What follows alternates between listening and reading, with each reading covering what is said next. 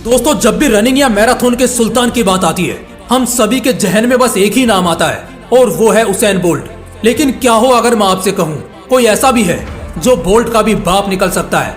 एक ऐसा बंदा जिसने 2 रिकॉर्ड बनाए और दोनों रिकॉर्ड सुनने के बाद आपके रोंगटे खड़े होने वाले हैं। उसकी कहानी कुछ ऐसी है कि भारत का हर गरीब बच्चा या जिन भी लोगों ने बचपन में पैसों को लेकर संघर्ष किया है वो इस कहानी को खुद से रिलेट कर पाएंगे।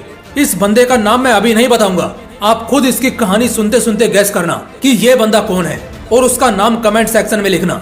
वैसे वीडियो देखते देखते तो आपको पता लग ही जाएगा। दोस्तों, मैं 100% गारंटी के साथ कह सकता हूँ ये कहानी आप सभी के दिलों में आग लगाने वाली है।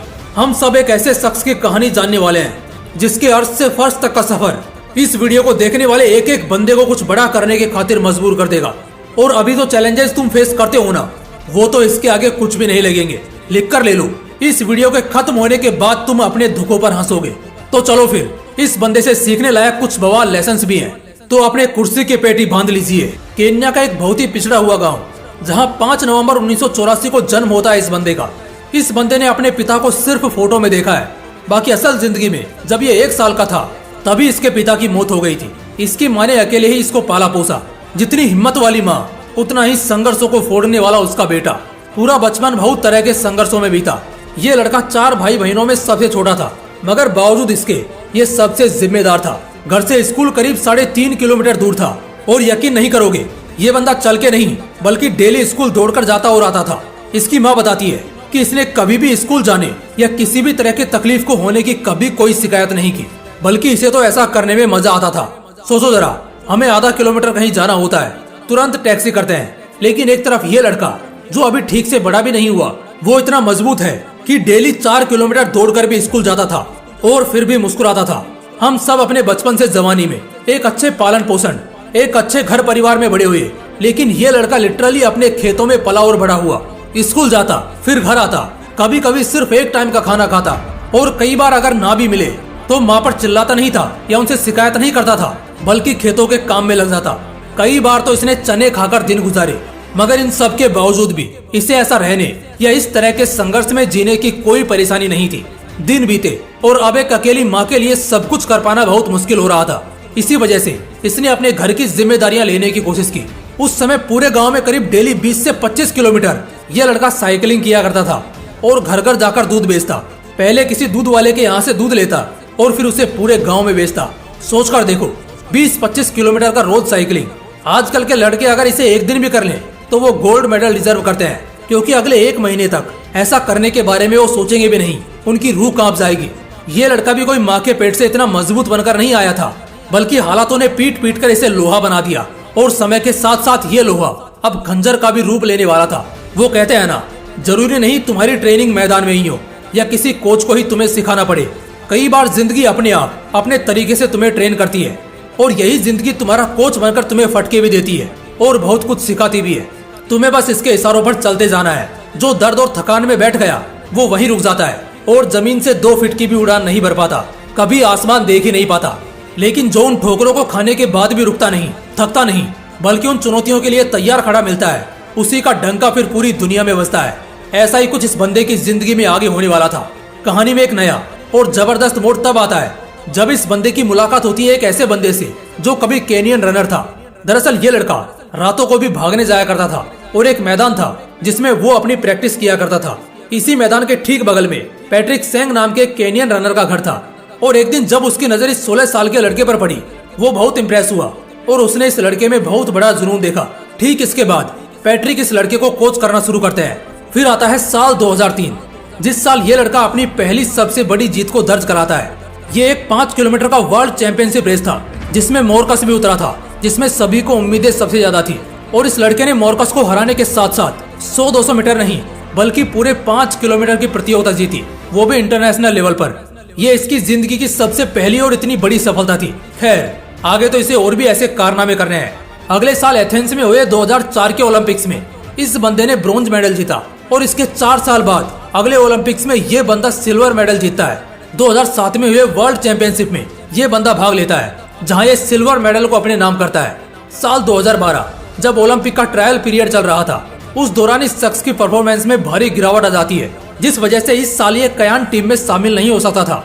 इसके कोच कहते हैं कि फेलियर के बाद जहां दूसरे स्पोर्ट्स पर्सन इन खेलों में एक बार जहां डाउनफॉल देखते हैं, उसके बाद वो कभी ऊपर आ ही नहीं पाते, क्योंकि नेचुरली उम्र बढ़ने के साथ साथ शरीर की मांसपेशियां भी जवाब देने लगती हैं। लेकिन ये बंदा बहुत ही असीमित सोच का था। इसके डिक्शनरी में डिफिकल्ट या इम्पॉसिबल जैसा शब्द नहीं था, या यूं कह सकते हैं इन्होंने कभी सुना ही नहीं। रातों को सड़कों पर स्ट्रीट लाइट्स के नीचे दौड़ना और सुबह हवाओं के साथ बातें करना, मतलब बहुत तेज भागना, यही इनका अगला शेड्यूल प्लान था। इसके अगले साल इन्हें एक इवेंट में परफॉर्म करने का मौका मिला और इस बार इस बंदे ने सिर्फ 5 मिनट 30 सेकंड में रेस खत्म करके सबको इम्प्रेस कर दिया। और ये इवेंट कोई मामूली इवेंट नहीं बल्कि बर्लिन मैराथन था 2014। इस बंदे ने अपनी कड़ी मेहनत और लगातार की जाने वाली ट्रेनिंग के सपोर्ट से खुद को इतना सुपीरियर बना लिया था कि वो एक के बाद एक इवेंट्स को अपने नाम करते गए। इसी साल ये बंदा रोटरडैम में हुए मैराथन को भी अपने नाम कर लेता है और फिर नेदरलैंड्स में भी जाकर अपना झंडा गाड़ता है। इसके बाद कई बड़े शहर जैसे शिकागो, बर्लिन और लंदन जहां सफर शुरू हुआ था।